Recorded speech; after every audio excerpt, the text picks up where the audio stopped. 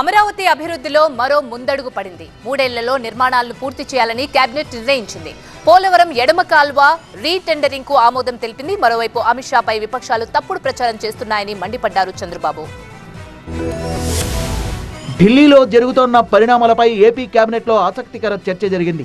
అంబేద్కర్ విషయంలో అమిత్ షా చేసిన వ్యాఖ్యల్ని కాంగ్రెస్ వక్రీకరించిందన్నారు చంద్రబాబు. కాంగ్రెస్ హయాంలో అంబేద్కర్ కు తగిన గౌరవం లభించలేదని, కాంగ్రెస్ హయాంలోనే అంబేద్కర్ ఎన్నికల్లో ఓడిపోయారన్నారు చంద్రబాబు.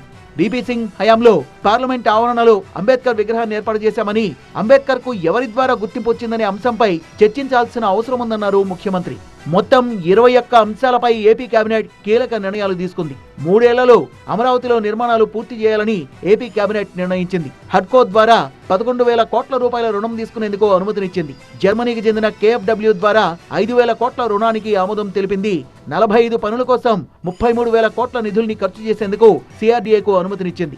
వరల్డ్ బ్యాంకు, ADB నిధులు మన లోన్ శాంక్షన్ చేయటం, అదేవిధంగా హడ్కో ద్వారా 11,000 కోట్ల రూపాయలు, మరి KfW జర్మనీ ఫైనాన్స్ కంపెనీ, ఆ కంపెనీ ద్వారా ఒక 5,000 కోట్ల రూపాయలు రుణాలు తీసుకుంటానికి ఏపీ CRDAకి ప్రభుత్వం ఆమోదం తెలిపింది.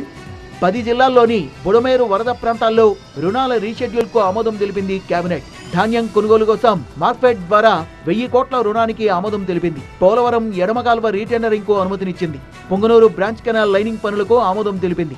పోలవరం లెఫ్ట్ మెయిన్ కెనాల్లో ఈ ప్యాకేజెస్కి రీటెండర్ పిలవటం జరిగింది.